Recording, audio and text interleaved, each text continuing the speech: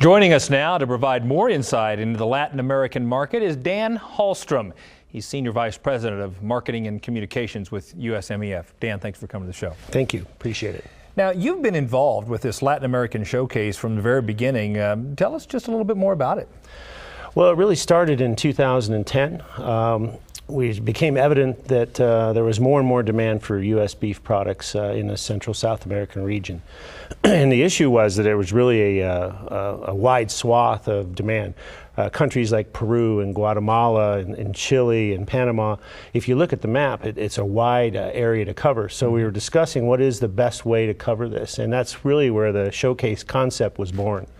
So we started in 2011 in Panama, and it expanded from what was then about 25 buyers from 7 countries to 2013, this year, in Guatemala, where we ended up with 82 buyers from 11 countries. Wow.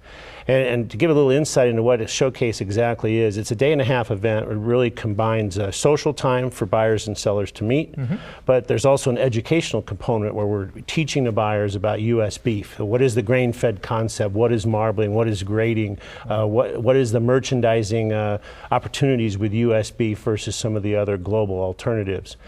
This combined with a marquee event, the actual showcase itself is a 4-hour event at the end of the day-and-a-half time frame, where we bring all the buyers and the sellers together. And the really exciting thing about it is in all 3 of these events over the 3 years, there's been not only new business contacts made, but a lot of new business came as a result of these events.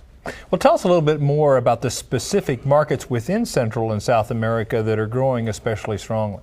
Well, there's some traditional markets that are kind of in there every year. Peru comes to mind, a big beef variety meat market. A lot of tripe, hearts, kidneys, things of this nature. They're part of the culinary cuisine. It's a staple down in Peru. These are items that are not consumed or not heavy demand in the U.S., so the mix, it fits very well to add value for U.S. producers. Tripe alone is on virtually every menu in some form or fashion. So that's part of the reason Peru and other markets like Peru, why tripe is worth $1.10, $1.20 FOB right now, whereas years ago it was virtually put into rendering. So anyway, you move on and look at some of the other markets. Chile has really come to the forefront. In fact, it's our #1 market in the region, and it's a heavy demand item for the marbled middle meats as well as end cuts, chuck rolls, and some round meats. So Chile's come to the forefront. And then you have the FTA countries, Panama and Colombia. It's not only the FTAs, although it helps having our levies, import levies reduced over a time frame in each of these countries as a result of the FTA, but the GDP growth rates in these countries are amazing. Wow. Panama varies between 11 and 12% GDP growth rate annually. And people are like, wow, really? And this is an opportunity because their demands are increasing, and U.S. beef is a perfect fit. And then you have some other countries that are smaller, and El Salvador comes to mind, Costa Rica. We're seeing huge penetration into the food service sector, and we're just starting to see it in retail as well. So it's quite exciting.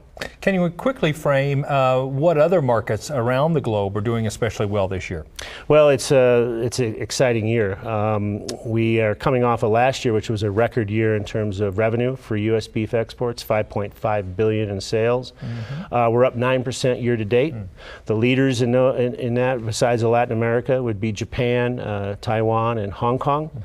But our NAFTA countries, too, are stepping up. Canada business is up, and Mexico is down a bit year to date, but in the month of July, we were up 16%, and it was our largest market a year ago. We'll probably be #2. Japan will take over that traditional spot at #1, but Mexico is making a comeback as well. So it's really, really exciting in terms of value. We're seeing a contribution in the month of July, a record of $273 a head.